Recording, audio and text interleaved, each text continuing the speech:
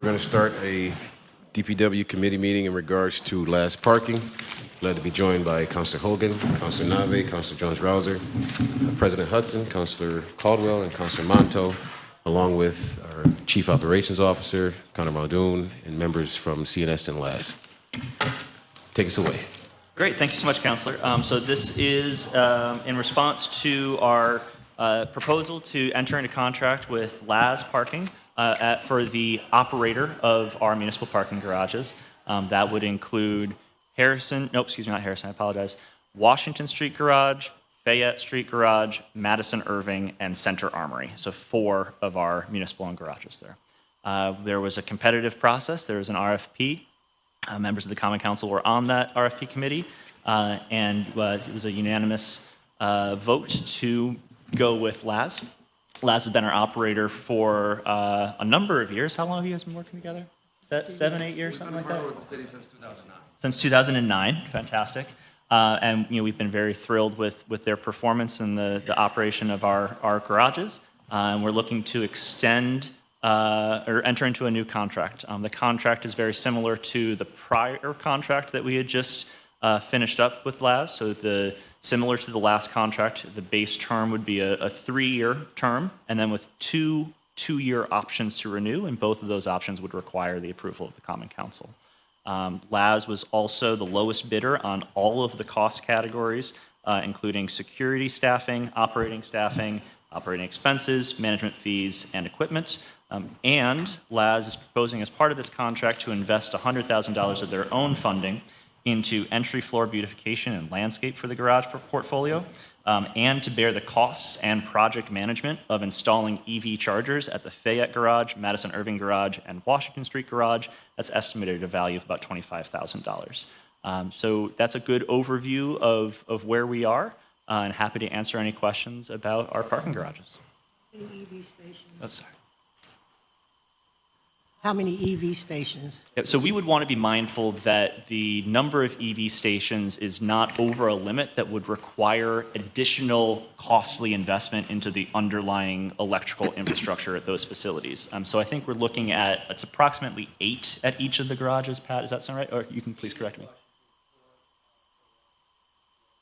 8 at Washington, 4 at Fayette, 4 at Madison. Thank you. And so none at Armory? Not at this time.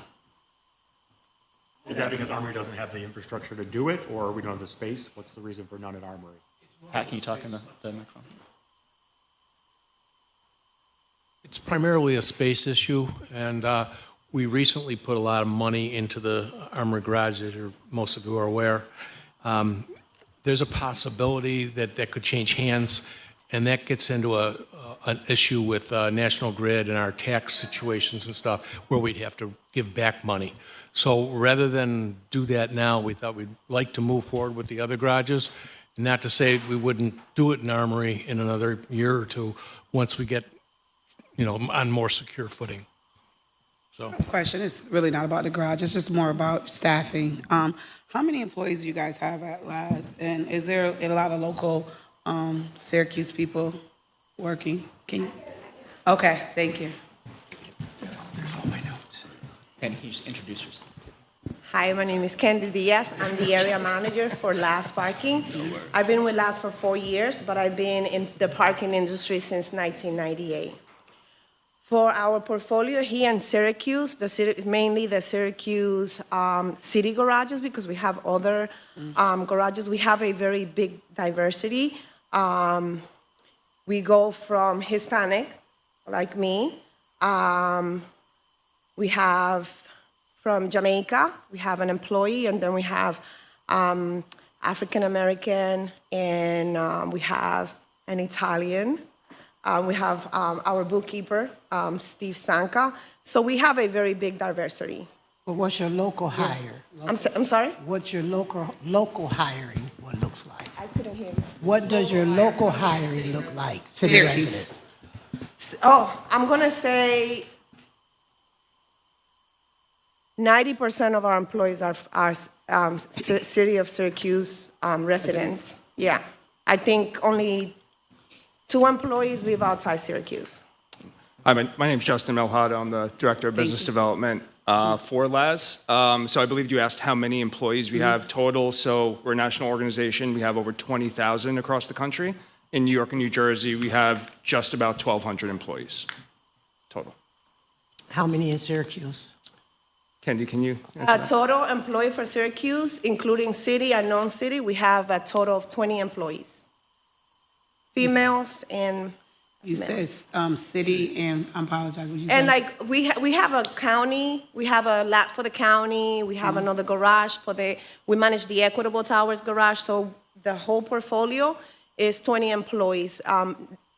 90% of our employees are cross-trained, and someone that works at Center Armory can work at Madison Irving, so, yeah. Thank you. You're welcome. Can we talk about the RFP? The things that have been promised, and just some clarification on the great services that LAZ is providing to the city. We're going to talk about landscaping. You want to provide seasonal landscaping. What does that look like? We can also talk about the CCTV program and all that stuff, and how we want to move forward with that as well. So over the several years, we've made a number of investments in our garage portfolio for CCTV televisions for security purposes, for payment capture devices, the way that you can pay with your credit card at all of our garages now. Landscaping is up to the city on how we'd like to invest those resources. And then we can also work with LAZ on the right way to target some of those beautification dollars as well. We know that we have some aging garages that probably need a little bit of a facelift, and maybe some other more robust infrastructure investments. We're working with our engineering department and engineering contractors, CNS engineers, to determine the right way to responsibly spend public dollars to maintain those facilities. And as we look forward and move forward into the future of parking, 81 coming down and trying to push people long-term stay to use our parking garages, how do we look to push that and move that forward to our residents? That's a really good question, Counselor. I know that we had a bit of a brief discussion about this in the past study session, but we know that there are a handful of things that are happening throughout the city. Right? I-81, the viaduct is coming down. There are over 1,000 surface lots or surface spaces underneath that highway infrastructure, right? New York State Department of Transportation is responsible for relocating a number of those lots, and will be a stakeholder in some of their decision making. But that also, with the changes of where people want to be as close to their place of work as possible, we all do.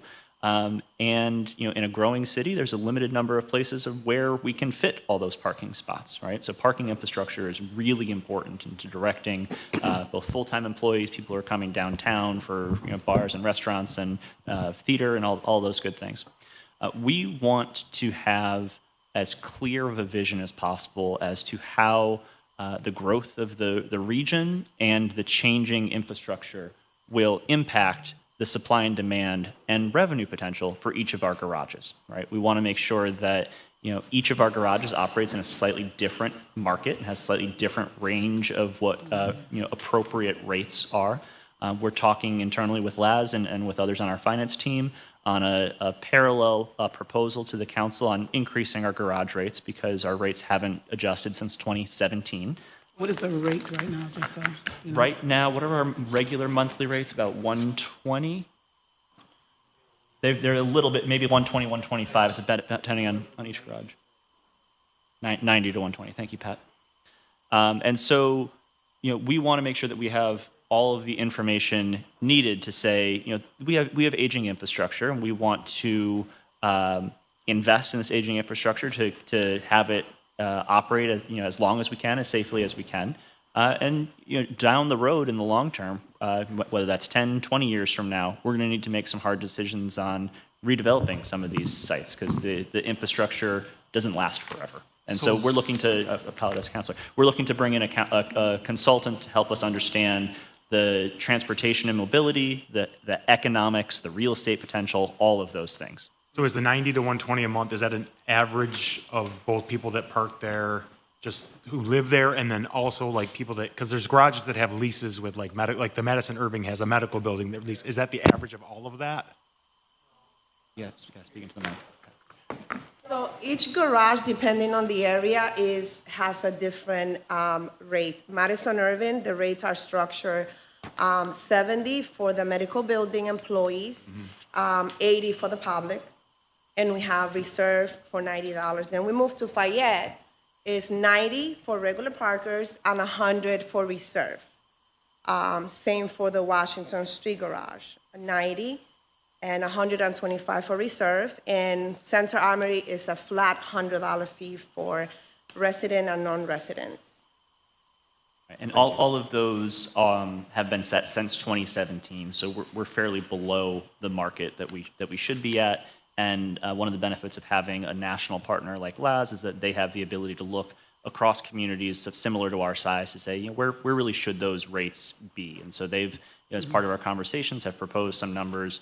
We're looking to share some of that very soon with you all of what we think would be a good rate for that. So for LAZ, for you, how far below are we if you look at a city of this size across the country? So we operate we operate the parking for several cities in the upstate New York market, City of Elmira, City of Binghamton, Kendi, the City of Rochester we operate in. Kendi can speak to the difference in rate, but what we had proposed previously was about a $10 to $20 per rate increase, which is roughly about how far behind the city's rates are compared to other municipalities in upstate New York. And then something that we'd be open to discussion with the council on is maybe setting an automatic increase at, in the long term, just so that we don't get to a point where we're 8 years behind the last increase and we're losing revenue from that. So maybe it'd be every 2 years a $5 bump or something in that neighborhood of a very reasonable, but make sure that we continue to maintain with the market. Connor, for you or maybe Corey, the chief operating officer. I know I've been here long enough that we had talked in depth about getting rid of parking garages.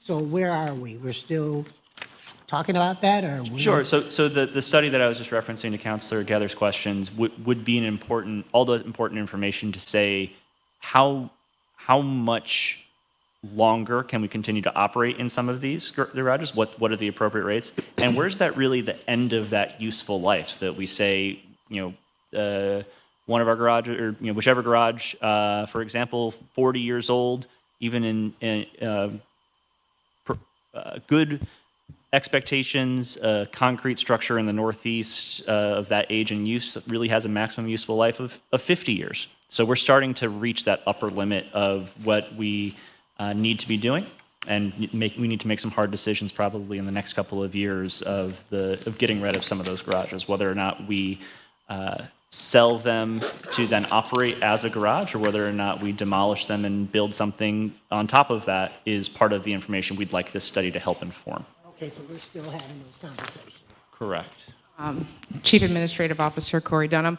Yes, I will note though, obviously with the council support, which was huge, we did offload the AXA garage, which I know at least for me and a couple of us was a priority, because, we were just, the repairs that it needed, we were never going to see a return on, it was going to take us too long. These subterranean garages in cold climate, it's really difficult to maintain. So I think we have made some progress. I mean, AXA was huge and obviously couldn't have done it without the council support. But to Connor's point, it's difficult to know exactly what the impact will be if we offload some of these garages entirely. And I know that there are mixed feelings in the administration, on the council of, should we hang on to these, at least, one or two to try and help control the market a bit, or should we just acknowledge that garages are expensive to maintain and try and offload the assets that we have? Additionally, there's an impact to the neighborhoods where the garages are. Like, is there enough parking? Like, if you look at Madison Irving, without that garage, where are all those cars going in that neighborhood too? And, Correct. And my last question is, I know we're talking about parking garages, but doesn't LAZ also oversee some of our parking lots? They don't oversee our parking lots, no.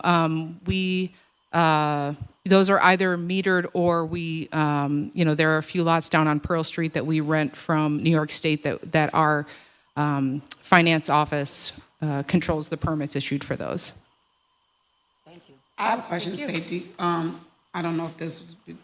We'll handle it. We'll figure it out. Okay, so LAZ is the one that's overseeing. Now, we have some calls about the safety issues in the garage. Do we have cameras, up-to-date things going on? How do they, who actually does the securing of the garage, fires, safety, who walks the garage? Is that LAZ staff? Okay. So we have Securitax is our security contractor that watches the cameras. They walk the garages. We also have a team that drives the garages and make sure that everything is good. When we do garage walk, we don't only look for people vandalizing. We also look for safety issues. Whenever there's a safety issue, we let Pat know. There's other things that we maintain as a team, cleanliness, inventory, and stuff like that. But Do you guys have a red box or something if somebody needed help that they could hit it in? so we have the duress system. If somebody needs help, they press the button, and we get the call. Okay, so Yes. in case of an emergency. Yes. I could get some help. I should have introduced myself earlier. I'm Pat Monin. We have a duress system in all of our garages. It's a code requirement by the city and the state now, but it's the panic system, and immediately when you hit that button, a call should go out to a call center. They notify the police and the garages themselves if need be. It's kind of a redundant system for us as well, because all of our cameras or all of our garages, with the exception of Center Armory, are totally cameraed. So we have we use the Washington garage, which is where Kendi is really based out of, and I invite you to go over there and take a look at it. But it's a series of monitors in there, and they're monitored by eyes on 24/7. So it doesn't matter, at any time, if anything happens, we should get an alert from the security. The police would get a call. To the question about the future, what are the steps that you think that needs to happen for us to see where we need to go with our parking garages? So last week I shared a scope of work with the council about the types of information that we're looking to receive and to understand through this study. If that looks good, we can put that out to an RFP to understand, or an RFQ potentially, depending on how we'd like to proceed, what sort of the cost range might be. There's a potential that we may have some existing partnerships with sort of third-party technical assistance providers, people who already have some knowledge in parking garage operations, and certainly LAZ is our partner in many of those things as well. But we may be able to find someone who can do it for a much more competitive price based on already existing relationships with the city. I think Grow America was the name of the company. So we're going to have some early conversations about if they're the appropriate person to do so. And if not, then we would want to put this study out to bid. It would take probably 6 to 9 months or so to do all of the sort of data collection, financial analysis, planning analysis there. But then we'd be able to next year sort of have a much more informed set of perspectives on the long-term strategy for our parking operations. And as far as our famous shuttle going, how's that going? Shuttle is, I know certainly there's lots of questions and attention around the shuttle. We put the shuttle into place a few years ago at the specific request from members of the CSEA about the understandable distance between the Washington Street garage and City Hall, and at the time City Hall Commons, and now One Park Place. On average, the shuttle gets around 30 or so users in the morning and in the afternoon. That number increases if inclement weather, winter cold, things like that. It is something that we're really proud to have been able to provide to our employee base. We receive very positive comments from the individuals who use the shuttle very frequently. Close relationships between the shuttle drivers and the city employees, and they certainly see it as a really important amenity to being an employee at the city of Syracuse. We own it, right? We own the shuttle, that's correct. Are we looking to expand this as well from the great growth that people have been seeing, as I think the county is also interested in trying to use our shuttle as well. Oh, the county is? Yes. Oh, open to the conversation. Yeah, I mean, we when we launched the shuttle, I think Kendi was involved. We were trying to see if there were, some of the apartment buildings that are nearby, like the 9X building, to say, hey, we could maybe get an agreement if your tenants wanted to park in the Washington Street garage, we could come to some agreement perhaps about the shuttle.